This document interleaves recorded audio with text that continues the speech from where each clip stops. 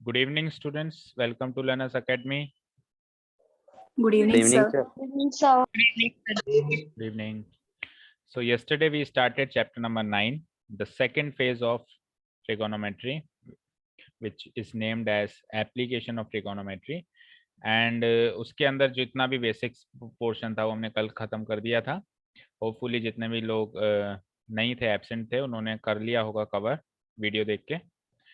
ठीक है. And questions की बात करूं तो 9.1 में first, second and third question हमने डिस्कस कर लिए थे शायद, right? Yes, sir. Yes, sir. Yes, sir. Question number 3 was homework, और आप में से कईयों ने आंसर शीट्स भेजे भी हैं, तो समझ में भी आ गया है सबको, है ना? ज़्यादा दिक्कत वाली बात है नहीं. चलते हैं आगे. Question number 4. अब इसका एक एक क्वेश्चन करना है अपने को इस एक्सरसाइज का. कुछ अगर सिमिलर क्वेश्चन दिखेगा तो मैं होमवर्क दूंगा, बाकी मैं कोशिश करूंगा कि हर एक क्वेश्चन कराऊं, बिकॉज इसका ईच एंड एवरी क्वेश्चन थोड़ा थोड़ा डिफरेंट है और each and every question he important है.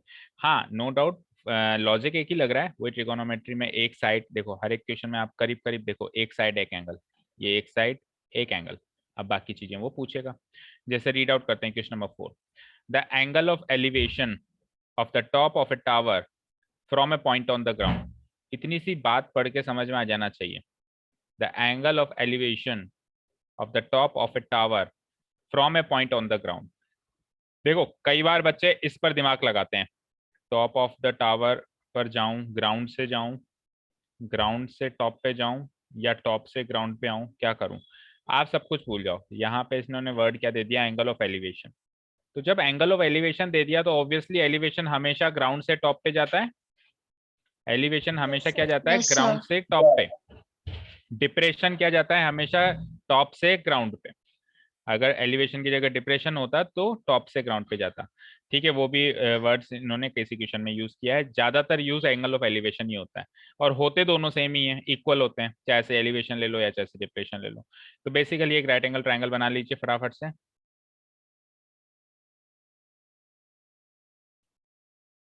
See, this is my right angle triangle.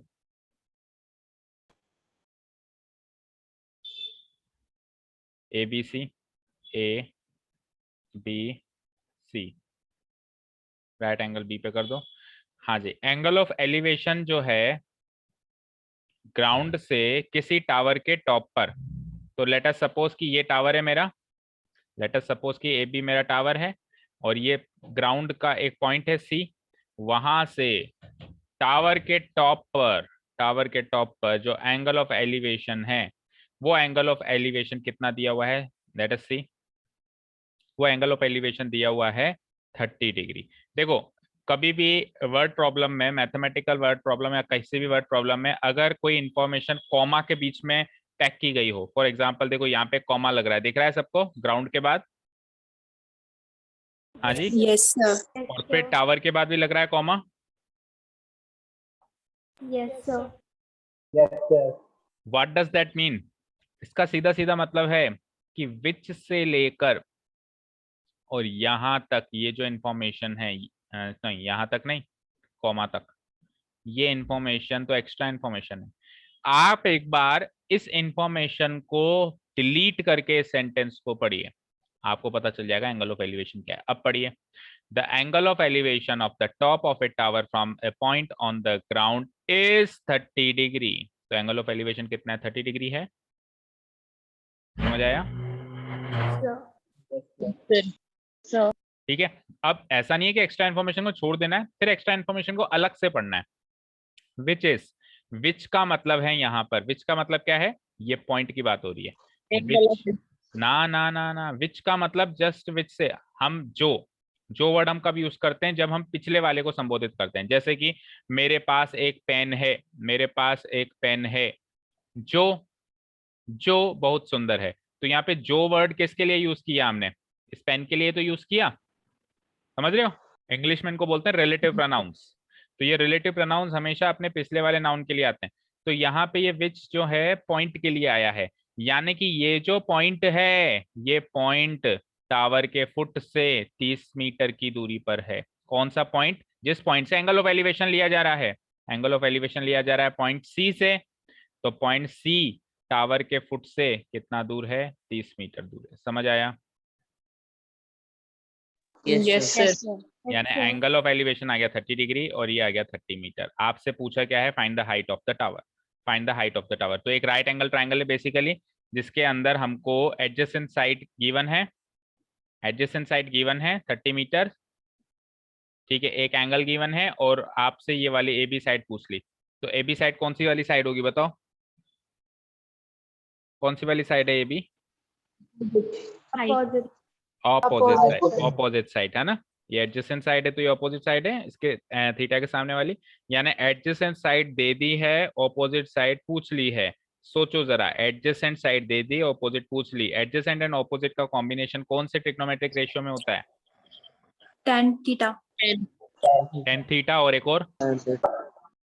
Cot theta. और थीटा में भी हो सकता है अगर उल्टा कर दें, पर हम सीधा ही लगाएंगे tan theta. Here here angle of elevation, main points mark कर देते हैं हम। Angle of elevation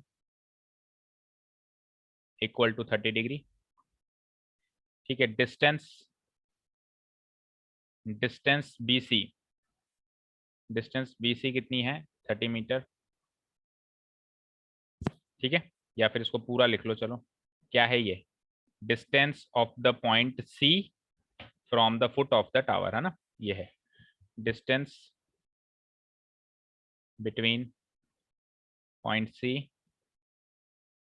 and the foot of the tower, and the foot of the tower, ठीक है। दैट इज, उस डिस्टेंस को हम BC कह सकते हैं। ये कितनी है? 30 मीटर। और आपसे पूछा गया है height of the tower, height of the tower, that is AB आपसे पूछा है, क्वेश्चन मार्क। तो अब इसको, इस पूरे प्रॉब्लम को हम एक राइट एंगल ट्राइंगल में पेश कर रहे हैं। So in triangle ABC, triangle ABC की अगर मैं बात करूं तो एंगल ABC तो क्या है? 90 डिग्री है। एंगल ACB क्या है? 30 डिग्री है। BC क्या है? 30 मीटर्स है। और AB क्या है? पता नहीं, पता करना है। ये क्वेश्चन सेट हो गया पूरा। कुल मिला के ये क्वेश्चन बन गया अब हमारे लिए, ठीक है। Yes sir. Yes, sir. तो जो एंगल गिवन होता है उसी को थीटा कंसीडर कर लेंगे हम और ट्रिग्नोमेट्री सेट कर लेंगे। तो considering angle CS theta, considering angle CS theta, we have opposite side। और देखो अब यहाँ पे हाइपोटेन्यूज का काम ही नहीं है तो मैं मेंशन भी नहीं करूंगा। ऑपोजिट साइड का काम है AB, जो कि मुझे निकालना है। और एंगल C के हिसाब से एडजेसेंट साइड का भी काम है क्योंकि वो गिवन है। एडजेसेंट साइड क्या है? BC। ये गिवन कितनी है? 30 मीटर। एंड ऑपोजिट और एडजेसेंट का रेशियो होता है 10 में, ये भी पता है हमको। तो हम सीधा सीधा लिख Yes, लेंगे sir. 10C।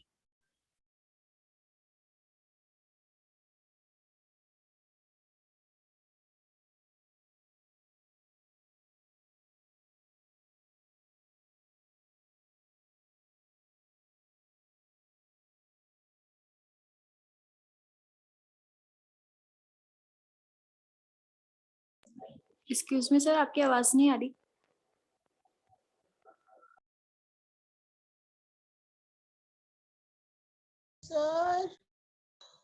सर आपकी आवाज नहीं आ रही।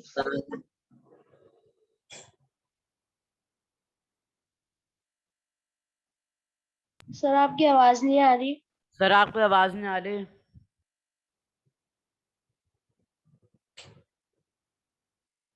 सर आवाज आ रही है बच्चों? आवाज आ रही है? Yes yes sir. आवाज आ रही है बच्चों? Yes sir. Yes. ओके, अब 10:30 की वैल्यू बोलो।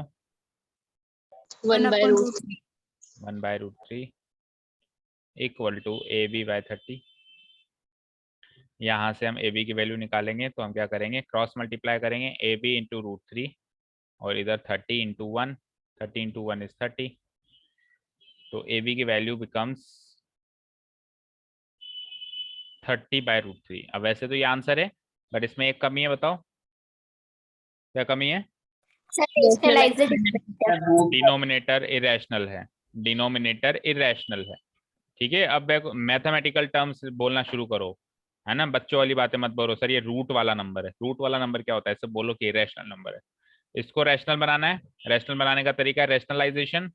क्या करूंगा, √3 से न्यूमरेटर एंड डिनोमिनेटर को मल्टीप्लाई करेंगे, तो 30 इंटू √3 30√3 एंड डिनोमिनेटर में बताओ √3 इंटू √3 3 से 1 टाइम, 3 से 10 टाइम्स, इट इज 10√3 आंसर। ठीक है, therefore height of the tower AB is equals to 10√3 meter answer।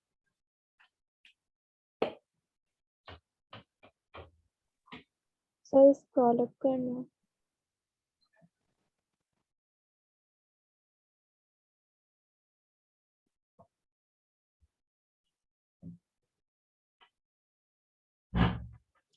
अच्छा, कई दिनों से देख रहे हैं हम लोग कि बारिश अच्छी हो गई है। ठीक है, first of all we will thank to God for this कि अच्छी बारिश हो गई। अब नहीं तो बारिश नहीं होती तो बहुत सारे काम रुक जाते हैं, आपको पता है ना, खेती नहीं हो पाती, पीने का पानी नहीं मिल पाता, सर स्क्रॉल अप। गर्मी बढ़ जाती है, ग्लोबल वार्मिंग होती है, पब्लिक घूमने नहीं जा पाती, है ना, तो वो सारी बातें हैं। लेकिन अब जैसे कि बारिश अच्छी हो गई है और हमने उसका खूब आनंद भी उठा लिया है। ठीक है, लेकिन अब इससे ज्यादा आनंद उठाना हमारे लिए क्या रहेगा, भारी पड़ जाएगा हमारे ऊपर। समझ रहे हो ना बच्चे? Yes sir. ठीक है ना, तो अब अपनी पढ़ाई पे ध्यान दो, क्योंकि देखो बारिश तो होती रहेगी। गर्मी में हम ये बहाना लगाते थे सर गर्मी लगती है, बारिश में हम यह बहाना लगाएंगे सर बारिश हो रही है, तो फिर तो हम पढ़ेंगे ही नहीं कभी। तो अब सारी बातें भूल जाओ, अब अपना टारगेट है बेटा, नवंबर में एग्जाम है। सपोज करो कि मार्च में कोरोना फिर आ जाता है, जो कि हर साल आ रहा है, पिछली साल इस साल आया, पिछली साल भी आया, तो आप तो यूं मान के चलो बच्चों, यूं मान के चलो कि मार्च तो आपका ब्लॉक है। मान लो मार्च में कोरोना है, थर्ड वेव है, फोर्थ वेव जो भी है, तो लॉकडाउन के चलते मान के चलते ही मार्च का पेपर तो हो गया सस्पेंड। तो फिर अब आपका जो 10th बोर्ड का रिजल्ट बनेगा वो किस बेसिस पे बनेगा, नवंबर वाले एग्जाम में। तो बेटा आप आपका बोर्ड का पेपर नवंबर में ही मान के चलो, ये मान के मत चलो कि मार्च में है। अगर लगता है तो अच्छी बात है, वो हमारे लिए बोनस हो गया, हमको एक बार फिर से स्कोर करने का मौका मिलेगा। ठीक है, लेकिन हम तो सारी बातें सोच के चले ना, हम तो सारा रिस्क लेके चले, सारी बातें सोच के चले, हम मतलब गिरी से गिरी पोजीशन मान के चले, भाई गिरी से गिरी में क्या चीज होगी। ठीक है, तो मार्च वाला आप मान के चलो कि नहीं होगा, होगा तो अच्छी बात है। होगा कौन सा, यानी आपका बोर्ड का एग्जाम नवंबर में ही लगने वाला है। लेकिन इसका मतलब ये नहीं कि नवंबर तक हमारी सारी बुक आएगी, उसमें बुक आधी आएगी। तो इसीलिए बेटा अगस्त शुरू हो चुका है, अगस्त सितंबर अक्टूबर, only 3 months to go to board, only 3 months to board exams. we are left with only 3 months। ठीक है बच्चों, प्रेजेंट सिनेरियो से आपको वाकिफ करवा रहा हूं मैं। अब आप डिसाइड करो कि अब आपको अभी तक बारिशें एंजॉय करनी है या लगना है काम पे। ठीक है ना, सर काम पे लग रहा है अब तो काम पे लगना है। तो अब कोई भी बारिश होगी, कुछ भी होगा, कोई कहीं नहीं जाएगा, सब रेगुलर क्लासेस में आएंगे। ठीक है, और छुट्टी के लिए तो कोई बोलेगा ही नहीं कि सर ऑफ कर दो। क्या सर मेरी 4-5 दिन की छुट्टी होगी। क्यों? सर मुझे बाहर जाना है, बाहर जाना है, कहाँ पे, दुबई? MP। MP? तो MP वाले क्लास लेने के लिए मना करते हैं क्या? वहाँ की गवर्नमेंट में नहीं बैन सर, है क्या? टाइम नहीं मिलेगा। क्यों टाइम ही नहीं मिलेगा? टाइम सर तो घूमने जा रहा है ना, घूमने में ही टाइम निकल जाएगा। अच्छा, आपको और कोई साल नहीं मिला घूमने के लिए? 10th बोर्ड वाला सर साल ही अब आपको सेलेक्ट करना है? सर अब जब फिक्स हुआ मैं भी क्या करूं। अच्छा, आप क्या करो, सर ठीक है जाओ, फिर उसी हिसाब से आपको मैनेज करना है सब कुछ, है ना? Yes sir. हाँ सर बस मेरे कहने पे ना एक दिन का ऑफ कर देना इस संडे का, क्योंकि इस संडे कहीं भी जाना है मेरे को।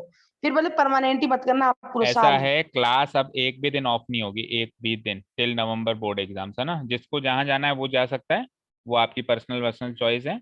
बाकी क्लास एक भी दिन ऑफ नहीं होने वाली है, ठीक है? क्लास रेगुलर ही चलेगी। क्वेश्चन नंबर 5 पे आ जाइए।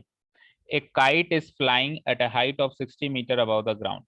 ये ग्राउंड है, ग्राउंड से करीब 60 मीटर ऊपर एक पतंग उड़ रही है, ठीक है?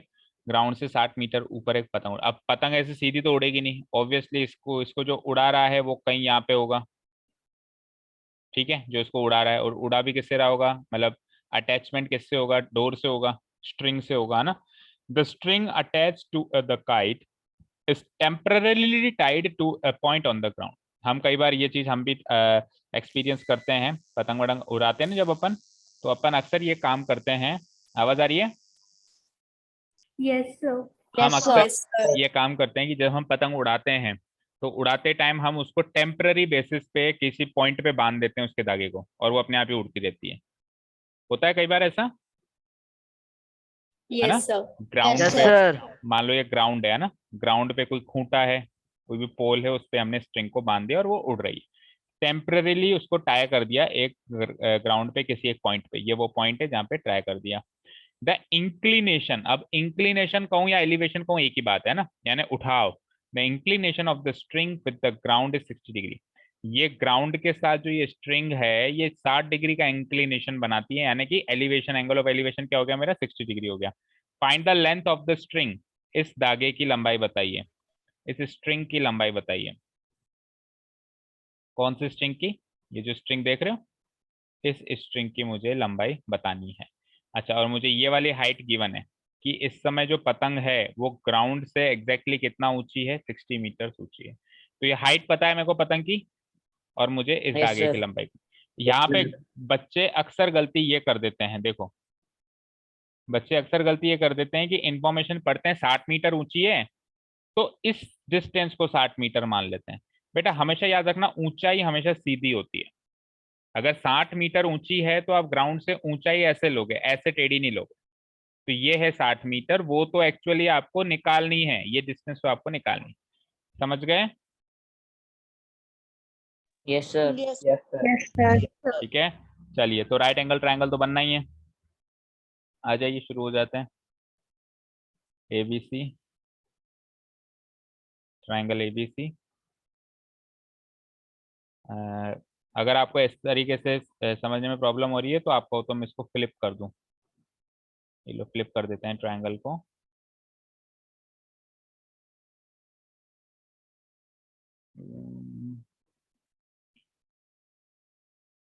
ठीक है, हाँ अब देखो, ABC 90 डिग्री है ना। तो हाइट क्या बताई मैंने, 60 मीटर। मैंने मतलब बुक ने, ये ए पॉइंट पे काइट है और सी पॉइंट से वो बंधी हुई है ग्राउंड पे, और कितने डिग्री का इंक्लिनेशन है, 60 डिग्री का। ठीक है, ये इन्फॉर्मेशन है, और आपको AC निकालना है, ठीक है ना। चलो गिवन इन्फॉर्मेशन नोट डाउन करता हूँ मैं हेयर। एंगल ऑफ इंक्लिनेशन बोल दो या एंगल ऑफ एलिवेशन बोल दो, एक ही बात है।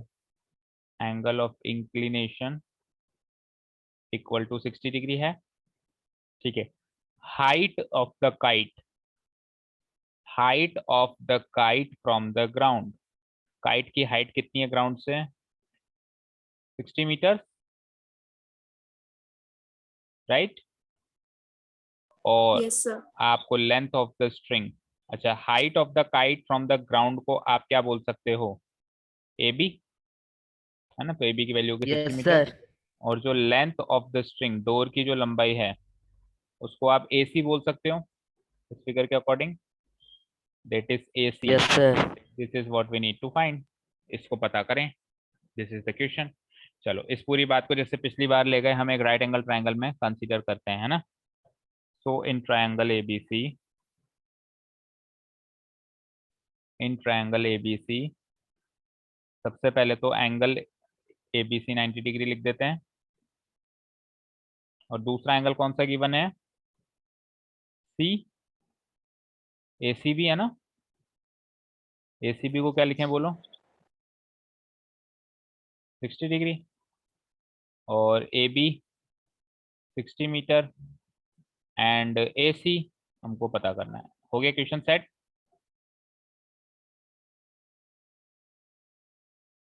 बोलो, आवाज आ रही है ना? Yes sir. Yes sir. ये क्वेश्चन यस सेट हो गया। Sir.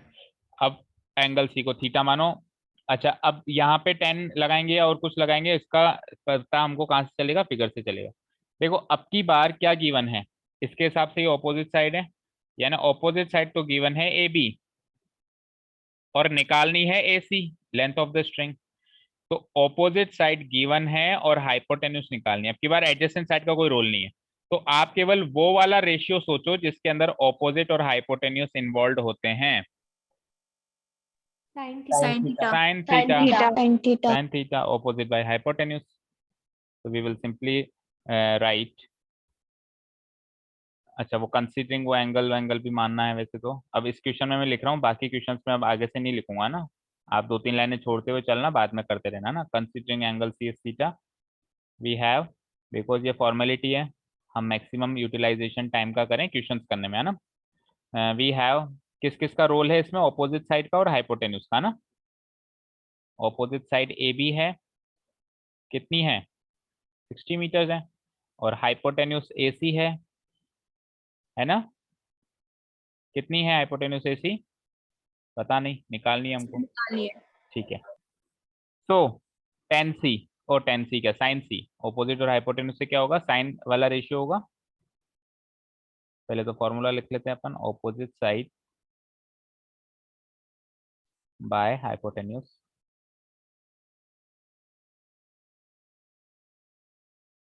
Opposite side is A B and the hypotenuse is A C. ठीक है, साइन सी, सी भी तो है हमारे पास, कितना, 60 डिग्री, और ए बी कितना है, 60 मीटर, और ए सी हमको निकालना है। ठीक है साहब, अब मुझे बताओ साइन 60 की वैल्यू, √3/2। √3/2। तो अगेन अगर ये वैल्यूज याद नहीं है तो इस चैप्टर को भी छूने की भी हिम्मत मत करना, छू भी नहीं सकते आप इस चैप्टर को जब तक ये वैल्यूज याद नहीं है। √3/2 equal to 60/AC।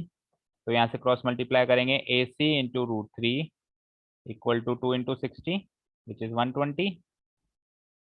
Again A C की वैल्यू एक इरेशनल नंबर आ रही है, मतलब डिनोमिनेटर सॉरी इरेशनल आ रहा है, तो डिनोमिनेटर को इरेशनल से रैशनल बनाएंगे कैसे, रैशनलाइजेशन से। 120/√3 आ रहा है, वही सेम पहले की तरह √3/√। देखो एक्चुअली पता है क्या किया जाता है, ये तो आंसर आया मेरा ना, अब रैशनलाइजेशन करने के लिए इक्वल टू लगा के पहले इस नंबर को एक बार फिर से लिखा जाता है, सीधे नहीं कर सकते है ना, क्योंकि जो पिछली स्टेप है, पिछली स्टेप में थोड़ा ना √3/√3 निकल के आया, पिछली स्टेप तो यहीं पे खत्म हो गई ना, पिछली स्टेप यहीं पे खत्म हो गई। अब इसके साथ आप क्या कर रहे हो वो आगे की बात है, तो उसके लिए वापस आपको 120/√3 एक बार लिखना है, और क्या कर रहे हो आप इसके साथ, √3 से मल्टीप्लाई एंड डिवाइड कर रहे हो डिनोमिनेटर एंड न्यूमरेटर को।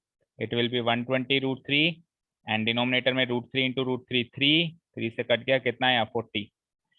ठीक है, 40√3। तो पतंग की डोर की लंबाई कितनी है, लेंथ ऑफ स्ट्रिंग कितनी है, 40√3। ठीक है ना। अब चाहो तो एग्जैक्ट निकालना चाहो तो इसकी वैल्यू भी पुटअप करके 1.732 वैल्यू होती है √3 की अप्रोक्सीमेट वैल्यू, मल्टीप्लाई करके आप निकाल सकते हो, करीब ये 60, नहीं, दो दो गुने से थोड़ा सा कम है, यानी 70 मीटर के आसपास ये लेंथ आने वाली है। ठीक है ना, तो final answer is therefore length of the string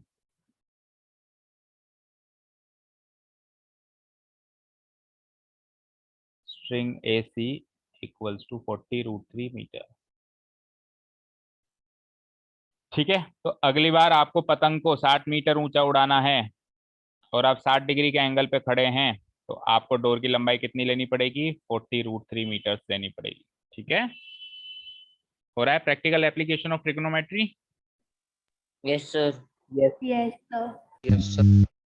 ठीक है साहब, हो गया note down, yes sir. No sir, no sir. जल्दी करो।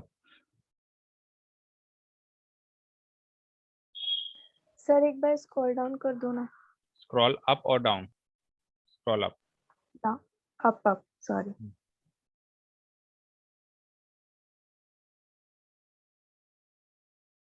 तो आज सारे बच्चे प्रेजेंट है काफी दिनों के बाद, शायद अकल ठिकाने आ गई है कि रात को सपना अपना तो नहीं आया, भाई बोर्ड एग्जाम्स आ गए। यश में एग्जाम में क्यों नहीं थे आप? Yes sir. एग्जाम में क्यों नहीं आए थे? टेस्ट में क्यों नहीं आए थे? सर मैं ज्वाइन ही नहीं हो पा रही थी। अच्छा, तो फिर आपने अलग से नहीं किया? पेपर मैंने डाल दिया था ग्रुप में, अलग से करके मेरे को आंसर शीट सेंड करनी चाहिए थी ना, पता तो चलता भाई कितना कर रहे हो, क्या आ रहा है आपको, क्या नहीं आ रहा है। एंड और कौन नहीं था? आकांक्ष आप भी नहीं थे। आकांक्ष आप क्यों नहीं थे?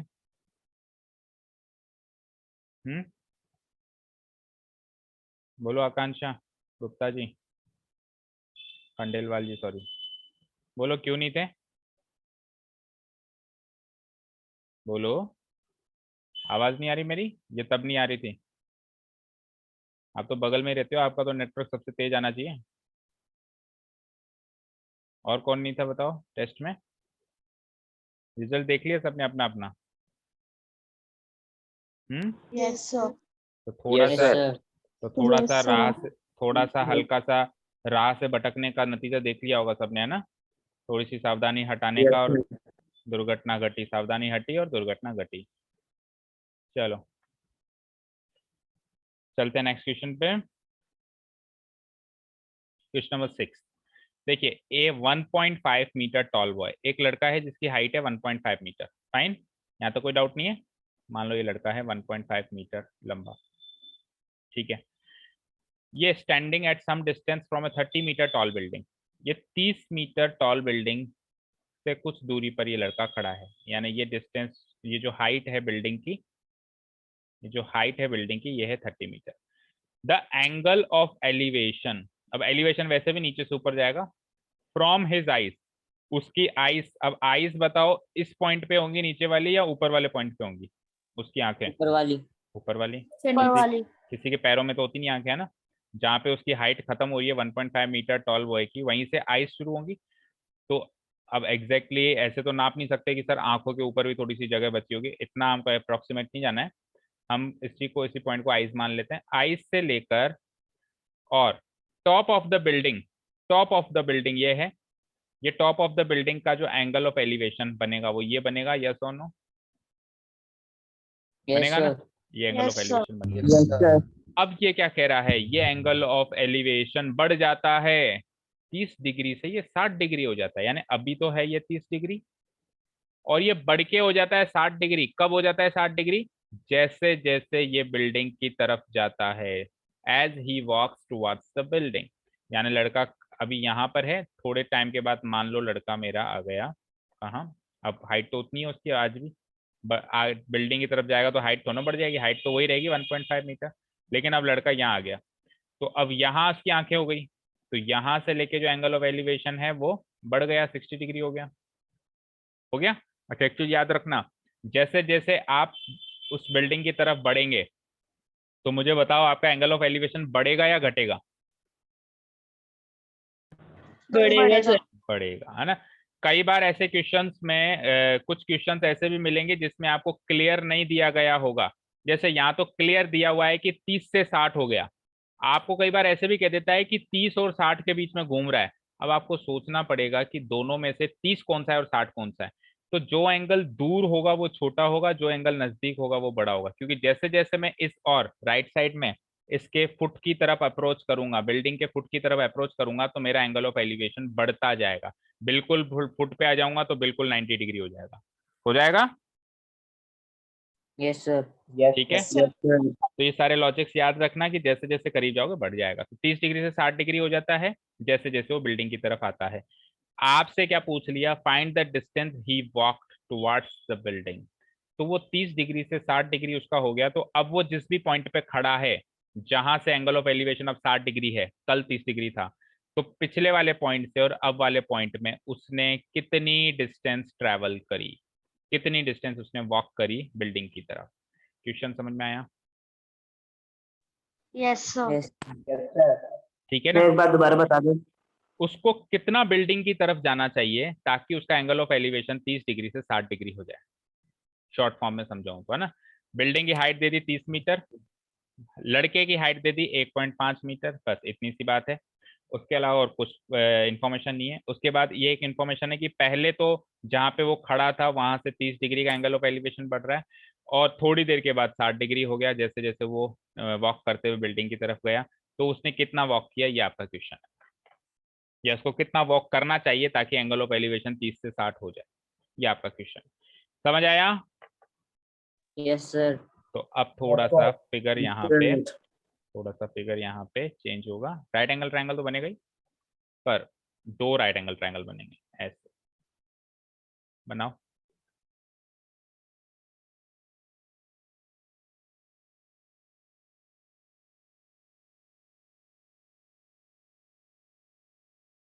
ठीक है, बना लिया। ए बी सी, पहले मान लो वो सी पे खड़ा था, अब वो वॉक करते हुए गया, मतलब वो इस डायरेक्शन में गया, और अब वो डी पे आ गया। अच्छा सॉरी, अभी अभी भी ये फिगर इनकरेक्ट है, बताओ क्यों? क्योंकि उसकी लड़के की हाइट भी तो गिवन है, वो भी तो ड्रॉ करनी है हमको, है ना। Yes yes sir. सर। तो एक बार लड़के की हाइट को भी ड्रॉ कर दो। तो उसके लिए हमको क्या करना पड़ेगा, फिर तो पूरा फिगर ही एक बार हटाओ, शुरू से बनाते हैं।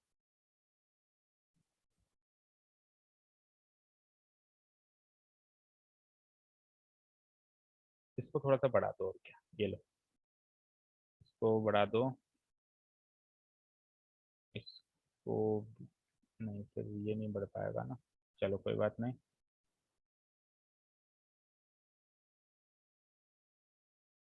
नहीं, एक मिनट रुको, 3 लाइनें खींच दो ना यार इसके नीचे, 1.5 मीटर की, ये 1.5 मीटर, अगेन एक 1.5 मीटर, और बिल्डिंग के नीचे भी 1.5 मीटर। अब ठीक है, और तीनों के बेस को मिला दो।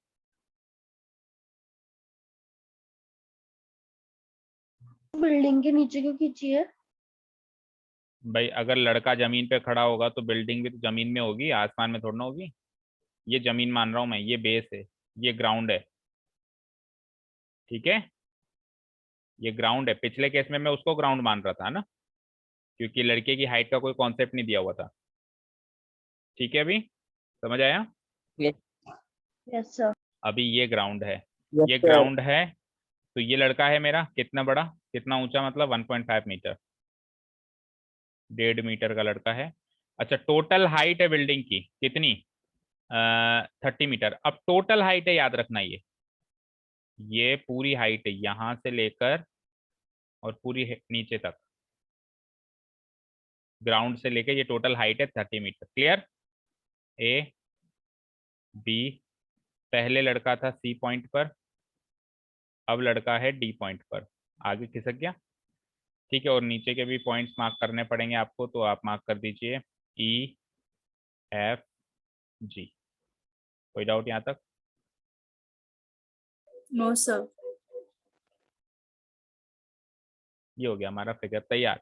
पहले एंगल ऑफ एलिवेशन था 30 डिग्री, और जैसे ही आप बिल्डिंग की तरफ गए तो थोड़ी देर के बाद एंगल ऑफ एलिवेशन हो गया 60 डिग्री। तो आपसे पूछ लिया कि आप कितना बिल्डिंग की ओर गए। तैयार हो गया फिगर सबका? Yes yes sir. Sir. Yes sir. ठीक है साहब। यस चलो अब गिवन इंफॉर्मेशन लिखते हैं अपन यहाँ पे, here height of the building. बोलो हाइट ऑफ द बिल्डिंग क्या है इसके फिगर के अकॉर्डिंग? 30 मीटर। 30 ना ना, मीटर। वो तो इंफॉर्मेशन इस फिगर के अकॉर्डिंग। 28.5 क्यों? क्यों भाई? 1.5 मीटर तो लड़की की हाइट है ना। तो 1.5 हाँ मीटर सर। लड़के की हाइट है, तो लड़का क्या जमीन के अंदर है क्या? हद है। अरे ये भी जमीन पे ही खड़ा है लड़का भी, बिल्डिंग भी जमीन पे ही खड़ी है। अगर आप बिल्डिंग की हाइट 28.5 मानते हो तो 28.5 तो यहाँ से लेके यहीं तक रह गई ना। हाँ जी, नहीं समझ में आया? सर 30 मीटर ही है हाइट तो। हाइट तो 30 मीटर ही 30 रहेगी ना, मीटर ग्राउंड हाइट से लेके, ग्राउंड से लेके ही तो रहेगी हाइट। देखो आपका पॉइंट भी बिल्कुल अच्छे से सेट हुआ है, जी फॉर ग्राउंड। ठीक है, मैं वो पूछ नहीं रहा हूँ कि कितने मीटर है, वो चीज मैं पूछ नहीं रहा हूँ, वो तो 30 मीटर ही है। मैं पूछ रहा हूँ इस फिगर के अकॉर्डिंग लाइन सेगमेंट कौन सी होगी हाइट ऑफ द बिल्डिंग को डिनोट करने के लिए? ए जी। ए जी, वेरी गुड, ए से लेके जी, ये है 30 मीटर, ये पूछ रहा था। अच्छा, अब height of the boy, height of the boy बोलो क्या है? सीई। 5 मीटर। सीई, सीई भी कह सकता हूँ, है ना, और या फिर एफ डी भी कह सकता हूँ, क्योंकि आगे भी वही लड़का पहुंचा है। पहले ये लड़का सीई यहाँ खड़ा था, आगे बढ़ के अब ये डी एफ, वही तो लड़का है, तभी तो उसकी हाइट सेम है। तो सीई कह लो या डी एफ कह लो, एक ही बात है। इधर भी मार्क कर लो 1.5 मीटर, इधर भी मार्क कर लो 1.5 मीटर, एंड इवन आगे वहां पर भी मार्क कर लो, वो भी तो 1.5 मीटर ही होगा, बीजी भी, तीनों बराबर ही होंगे। Height of the boy that is, इसको हम सीई और डीएफ दोनों से डिनोट करा सकते हैं। ये कितना है? 1.5 मीटर। यहाँ तक क्लियर है? Yes sir. Yes sir. Yes sir. ठीक है। अब आपको दो एंगल ऑफ एलिवेशन दे रखे हैं, फर्स्ट केस में एंगल सी पर एंड सेकंड केस में एंगल डी पर। तो angle of elevation, angle of elevation from the point C, from the point C, that is, ये कौन सा एंगल हो जाएगा? एंगल ए सी बी हो जाएगा। कितना है? 30 डिग्री। और दूसरी चीज, angle of elevation from the point D, angle of elevation from the point D, that is, इस एंगल को क्या नाम देंगे? Angle ADB. ये कितना है? 60 डिग्री। तो दो दो एंगल ऑफ एलिवेशन है हमारे पास, ये सारी इंफॉर्मेशन। तो दो एंगल ऑफ एलिवेशन है हमारे पास गिवन, एक है 30 degree, from the point see it is 30 degree and from the point D it is 60 degree. ठीक है। अब आपसे पूछा क्या है कि उस लड़के ने, उस बॉय ने कितनी डिस्टेंस ट्रैवल करी या वॉक करी, है ना। तो distance, distance walked by the boy, ये आपसे पूछा है, वॉक्ड बाय द बॉय। तो उस फिगर के हिसाब से कौन सी लाइन सेगमेंट होगी जो डिस्टेंस उसने वॉक करी है? C D. पहले सी पे था, अभी डी पे है, तो कितनी डिस्टेंस वो वॉक करेगा? सी डी डिस्टेंस वॉक करेगा। तो यानी कि आपसे सी डी की वैल्यू पूछी है, ये आपसे पूछा। क्लियर? ठीक है, यहाँ तक कोई डाउट नहीं है? दीपेश माइक ऑफ करो। ठीक है, यहाँ तक क्लियर है? तो ये क्वेश्चन सेट हो गया। फिर से हम क्या करेंगे, जो काम हमने पहले किया, हम इस पूरी इंफॉर्मेशन को राइट एंगल ट्राइंगल्स में लेके जाएंगे। अब जरा ध्यान से सुनिए, सी डी कैसे निकले, है ना। अब ये वाला तो एक राइट एंगल ट्राइंगल भी नहीं बन रहा है। अगर मैं ये वाला ट्राइंगल ले लूं, ए डी सी, और एडीसी की मदद से अगर मैं सी डी निकालने जाऊं तो निकलेगा ही नहीं, क्योंकि एडीसी तो राइट एंगल ट्राइंगल है ही नहीं, है क्या? सर मैं बताऊं कैसे निकलेगा? A B C, A B C है, वो तो दिख रहा है, ए बी सी है राइट एंगल ट्राइंगल, बिल्कुल है। और एक राइट एंगल ट्राइंगल और है यहाँ पे, ढूंढो। A B D. A B D, ADB। A D B कह लो या ए बी डी कह लो, ये। तो जरा ध्यान से सुनना, अगर मैं ये छोटा वाला राइट एंगल ट्राइंगल यूज करूं, कौन सा वाला? ए बी डी वाला। अगर मैं छोटा वाला राइट एंगल ट्राइंगल यूज करूं तो उसकी मदद से मैं बी डी निकाल सकता हूं। Yes sir. यस। फिर अगर मैं बड़ा राइट एंगल ट्राइंगल यूज करूं तो उसकी मदद से मैं क्या बीसी निकाल सकता हूं? Yes sir. If I use the bigger right angle triangle और उसमें मैं ट्रिग्नोमेट्री अप्लाई करूं तो I can find out the value of B C, total B से लेके सी तक निकाल सकता हूं। अब टोटल बी से लेके सी में से अगर बी से लेके डी तक की डिस्टेंस को माइनस कर दिया जाए तो remaining distance is C D, जो आपको चाहिए। Yes sir. लॉजिक समझ में आया? लॉजिक समझ में आया? अब एक चीज और है अब यहाँ पे, पता नहीं आपने ध्यान दिया नहीं दिया, यहाँ पे पहले तो 90 डिग्री मार्क करो। देखो, चाहे से आप छोटा वाला ट्रायंगल यूज करो, चाहे से आप ये बड़ा वाला ट्रायंगल यूज करो, दोनों ही केस में आपको ए बी की जरूरत पड़ेगी। Opposite Yes, side, sir. भाई 60 के भी ऑपोजिट साइड यही मानी जाएगी और 30 के भी ऑपोजिट साइड यही मानी जाएगी, तो ये ऑपोजिट साइड ए बी की जरूरत पड़ेगी। तो ए बी की लंबाई अभी हमारे पास डायरेक्टली गिवन नहीं है, लेकिन इनडायरेक्टली हम निकाल सकते हैं ना, क्योंकि टोटल ए से लेके जी कितना है 30 मीटर, उसमें से इसकी बॉय की हाइट अगर मैं माइनस कर दूं बीजी 1.5 मीटर, तो बचा हुआ ए बी हो जाएगा कितना 28.5 sir. मीटर। हाँ जी, तो मुझे Yes, पता है कि मुझे ए बी की जरूरत है, तो पहला काम यही करेंगे कि हम सबसे पहले ए बी निकालेंगे, क्योंकि दोनों ट्रायंगल में उसकी जरूरत है, एक ट्रायंगल में नहीं दोनों में जरूरत है। तो बिना कुछ ट्रायंगल्स को कंसीडर करे सबसे पहले हम ए बी डिस्टेंस निकालेंगे। ठीक है, hair we can see that कि ए बी निकालने के लिए हमको क्या करना पड़ेगा, हाइट ऑफ टावर है, बिल्डिंग है, क्या है, बिल्डिंग है शायद, है ना, बिल्डिंग है, हाइट ऑफ बिल्डिंग में से हाइट ऑफ बॉय माइनस करना पड़ेगा, है ना भाई। आप किसी बिल्डिंग के बगल में खड़े हो, ठीक है, आपने कहा यार ये बिल्डिंग मेरी आंखों से कितनी ऊंची है, मतलब आप खड़े हो यहाँ पे और बिल्डिंग खड़ी है यहाँ पे, ठीक है, तो आपकी आंखों से इसकी बची हुई लंबाई कितनी है, तो आप क्या करोगे, टोटल बिल्डिंग की हाइट में से आपकी खुद की लंबाई माइनस कर दोगे, तो आपकी आईज के ऊपर की हाइट पता चल जाएगी, आया ना। Yes, sir. तो वही Sir. काम किया Yes, मैंने। sir. हाइट ऑफ बिल्डिंग कितनी है 30 मीटर, या फिर एक बार वो भी लिख लो, हाइट ऑफ बिल्डिंग ट्राइंगल के हिसाब से ए जी, और हाइट ऑफ बॉय ट्राइंगल के हिसाब से क्या ले सकता हूं मैं, बी जी, राइट। तो A G 30, B G 1.5, it gives me 28.5 metre.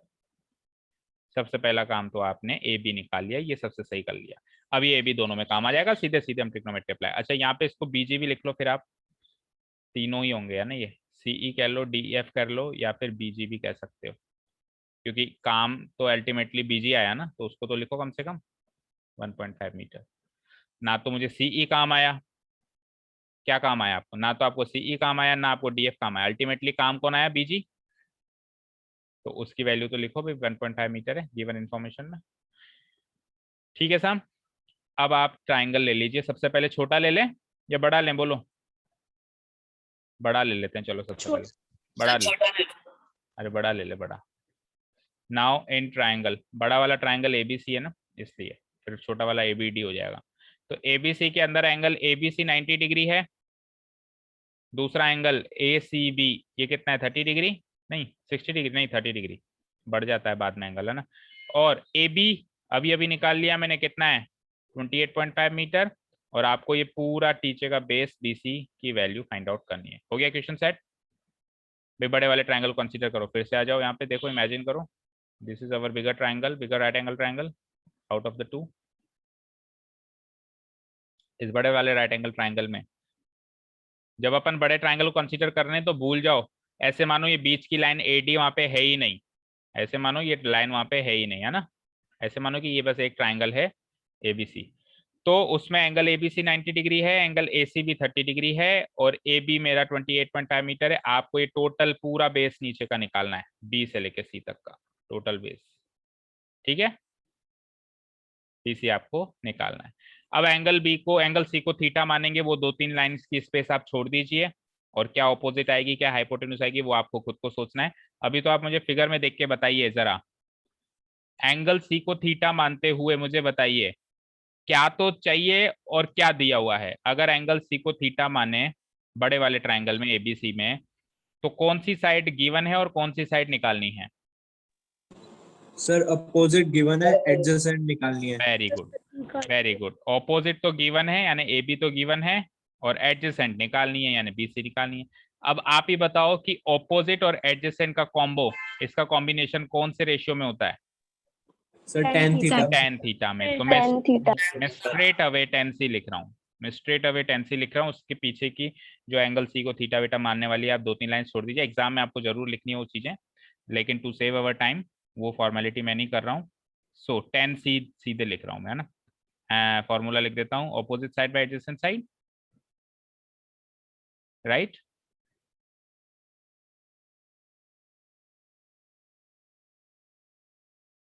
Opposite side वही ए बी और एडजेसेंट साइड नीचे की पूरी बी सी, और सी की वैल्यू है 30 डिग्री, तो ये हो जाएगा 10 30 degree equal to A B की वैल्यू क्या है 28.5 मीटर, और बी सी आपको निकालना है।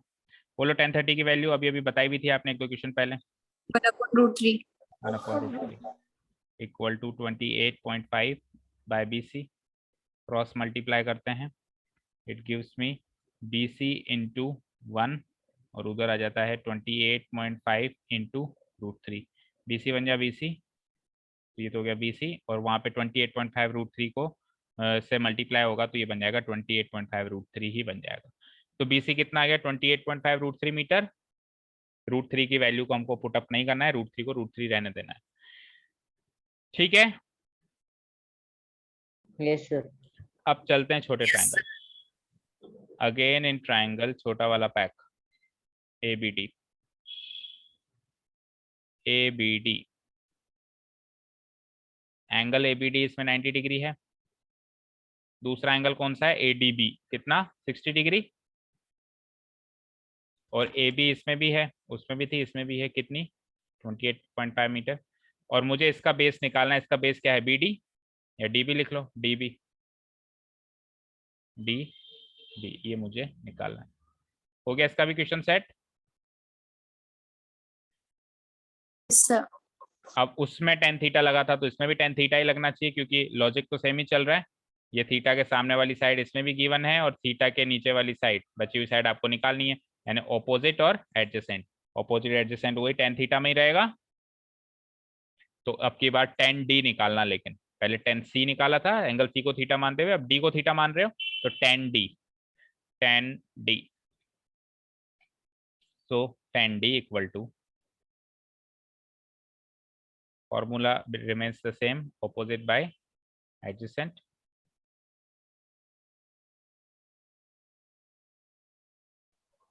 सर इसमें लिखनी ना वो एंगल, लिखना है, क्यों नहीं लिखना है, बिल्कुल लिखना है। थीटा चेंज कर रहे हो तो नहीं लिखोगे, जब थीटा ही चेंज कर रहे हो तो नहीं लिखोगे क्या बताओ, उसमें तो कंपलसरी रूप से लिखना है उल्टा। जब जब थीटा बदलेगा तब तो कंपलसरी, जब थीटा ना बदले तब उल्टा आप ना लिखो तो चलेगा, लेकिन जब थीटा ही बदल रहे हो, सी से डी पे ला रहे हो कॉरस्पॉन्डिंग एंगल, तब तो आपको 100% लिखना है।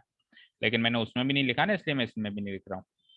ऑपोजिट साइड वही ए बी और एडजेसेंट साइड वही डी बी। अब की बार डी कितना है 60 डिग्री, 1060, ठीक है।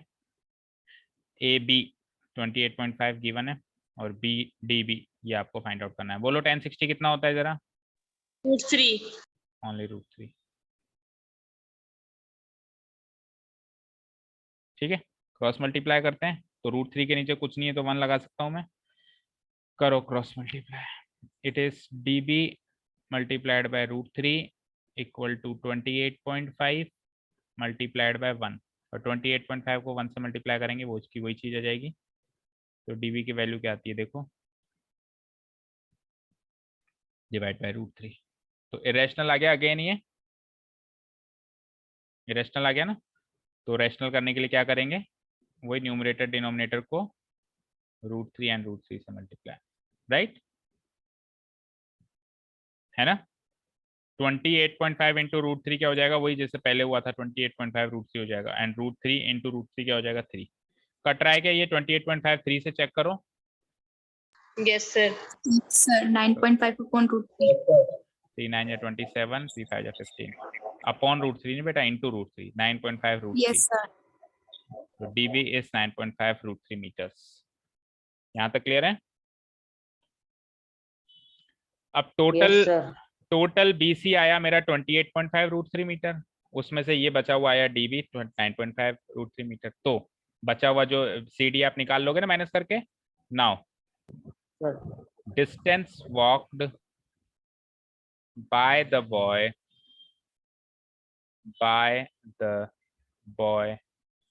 towards the building की तरफ, बिकॉज ये भी मैटर करता है बेटा कि बिल्डिंग की तरफ जा रहे हो या बिल्डिंग से दूर जा रहे हो। कई बार क्वेश्चन ऐसे भी आ जाता है अवे फ्रॉम द बिल्डिंग, तो अवे फ्रॉम द बिल्डिंग में तो और एंगल छोटा हो जाएगा, 30 से भी छोटा हो जाएगा। बिल्डिंग की तरफ आओगे तो 30 से 60 हुआ, ठीक है। Towards the boy, that is, उस डिस्टेंस को हमने क्या कह दिया, सीडी। टुवर्ड्स द बिल्डिंग आएगा। सॉरी, टुवर्ड्स द बॉय लिख दिया गया, building, towards the building, that is distance CD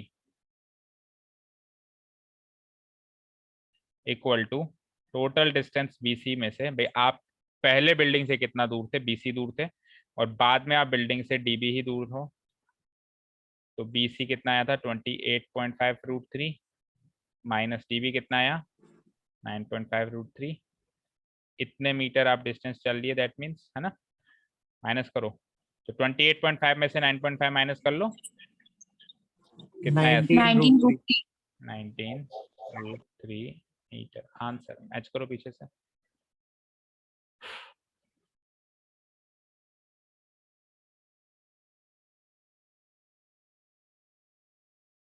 Yes, sir. Correct.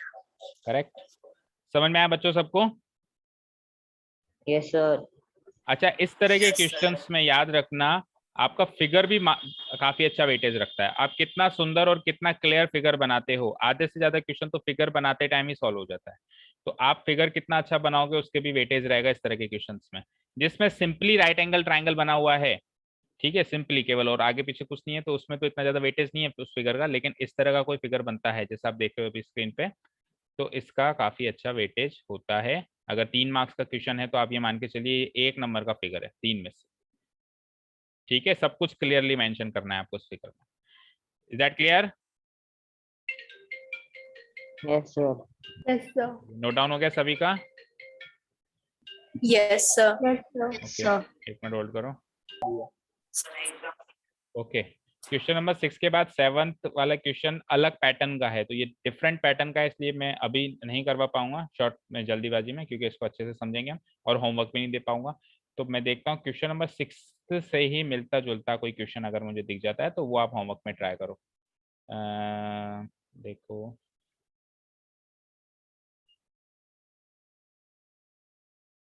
ये वाला क्वेश्चन देखो, 14th वाला, देखो क्या कह रहा है, ध्यान से देखना, सेम उसी पैटर्न का है। अब की बार एक गर्ल है जिसकी हाइट कितनी है, 1.2 मीटर, ये दिख रही है छोटी सी गर्ल, यहाँ पे जूम कर दूं थोड़ा सा, यस सर।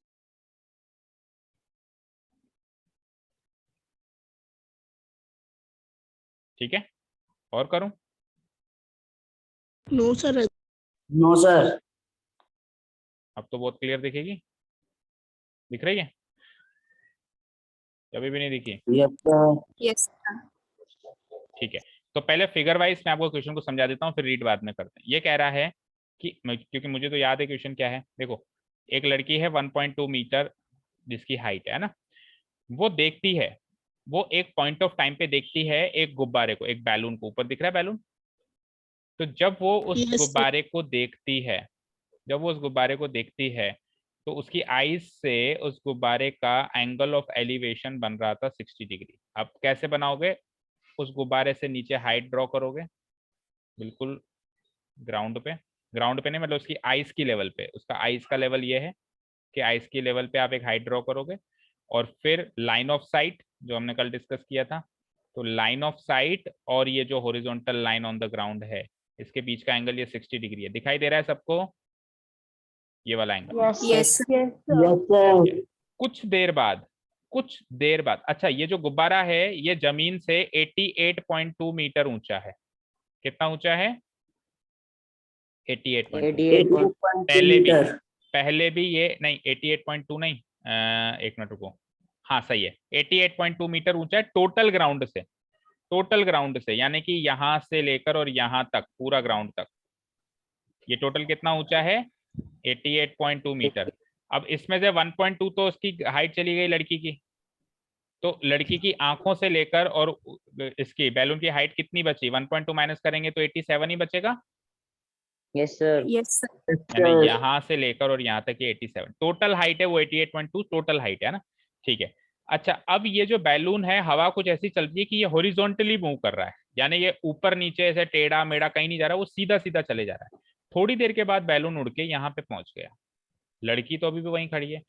अब लड़की ने देखा तो अब लड़की की आंखों से और बैलून के टॉप तक, मतलब बैलून तक जो एंगल ऑफ एलिवेशन अब जो बन रहा है वो 30 डिग्री का बन रहा है। देखो, अब ये वाला ट्रायंगल कंसीडर करो। Yes, sir. अब ये वाला ट्रायंगल कंसीडर करो ब्लू लाइन से जो मैंने मार्क किया है। पहले तो मैंने बता दिया था कौन सा ट्रायंगल होगा, अभी ये वाला होगा, वही 90 डिग्री यहाँ पे। तो अब ये एंगल ऑफ एलिवेशन कितना बन रहा है? 30 डिग्री बन रहा है। समझ में आई बात? पहले कितना बन रहा था? Yes, sir. 60 डिग्री। ठीक है। आपसे ये पूछा है कि बैलून ने कितनी डिस्टेंस ट्रेवल करी। जैसे पिछले क्वेश्चन में आपसे पूछा है कि बॉय ने कितनी डिस्टेंस ट्रेवल कर ली टुवर्ड्स द बिल्डिंग, तो इसमें पूछ लिया कि हॉरिजॉन्टल डिस्टेंस जो बैलून ने कवर करी है, ऐसे आड़ी डिस्टेंस, वो कितनी कवर करी। क्लियर है? कैसे निकालेंगे? Yes, sir. पहले इस ट्रायंगल को कंसीडर करो, ध्यान से देखना। इस ट्रायंगल में देखो क्या क्या चीजें हैं मेरे पास। इस ट्रायंगल में एक तो ये एंगल 90 डिग्री है, ये हाइट कितनी है? 87 मीटर, गर्ल की हाइट को माइनस करके। ठीक है। और Yes, sir. ये 87 मीटर है और ये एंगल 60 डिग्री है। तो इस 87 मीटर और इस 60 डिग्री की मदद से ये वाली डिस्टेंस निकाल लोगे, ये base. Yes, sir. Yes, sir. Yes, sir. ये तो हो गया छोटे वाले ट्रायंगल। और कौन सा लगाओगे? 10 लगाओगे, क्योंकि ऑपोजिट अपॉन एडजेसेंट लग रहा है। अब फिर चलते हैं दूसरे ट्रायंगल में। दूसरा ट्रायंगल ये रहेगा मेरा। इस ट्रायंगल में हम क्या करेंगे? 10-30 लगाएंगे। जैसे पहले 10-60 लगाया, 10-30 लगाएंगे। तो 10-30 यानी ऑपोजिट साइड वही, ये वाली वही 87 रहेगी। ये 88.2 नहीं है बेटा, 88.2 पूरी नीचे तक है, तो माइनस कर दोगे ये नीचे 1.2, तो ये 87 ही है। क्योंकि आप खुद सोचो, अगर गुब्बारा हॉरिजॉन्टली मूव कर रहा है तो पहले भी उसी हाइट पे था और आज भी उसी हाइट पे ही रहेगा, चेंज नहीं होगा, क्योंकि वो मूव ही हॉरिजॉन्टली कर रहा है। समझ रहे हो? Yes, sir. Yes. तो ये 87 मीटर ही रहेगा, ये 90 डिग्री हो गई। तो 10-30 को यूज करके आप ये पूरी डिस्टेंस निकाल सकते हो नीचे वाली, राइट? Yes. अब इस पूरी डिस्टेंस में से अगर आप पहले वाली डिस्टेंस को माइनस कर दें तो बची हुई ये डिस्टेंस आ जाएगी, और ये बची हुई डिस्टेंस ही तो ऊपर वाली डिस्टेंस के बराबर है। ये वाली तो इसके बराबर है ना। Yes, sir. तो पता चल जाएगा कि गुब्बारा कितना मूव हुआ। समझ में आया? समझ आया क्या? Yes, देखो। sir. Yes, Find sir. the distance traveled by the balloon during the interval. Interval, इस इंटरवल के दौरान, इंटरवल मतलब थोड़ी देर के बाद, आफ्टर सम टाइम, उसने कहा ना थोड़ी देर के बाद गुब्बारा आगे बढ़ गया और एंगल ऑफ एलिवेशन 60 डिग्री से रिड्यूस होकर 30 डिग्री का ही रह गया। तो आपको बतानी है कि कितनी डिस्टेंस ट्रेवल करी बैलून ने इस इंटरवल के दौरान। ठीक है। तो ये वाला क्वेश्चन sir. होमवर्क है, सबको घर से ट्राई करके लाना है। और एंजल सबसे अच्छा करके आएगी क्योंकि उसका सबसे बड़ा यस सर निकला है। ठीक है एंजल, अब एक बार फिर से एक बड़ा यस सर हो जाए। Yes, sir. ओके चलो, thank you so much for listening to us. Have a nice day, keep learning and bye bye. Bye, Thank you, sir. sir. Bye, sir.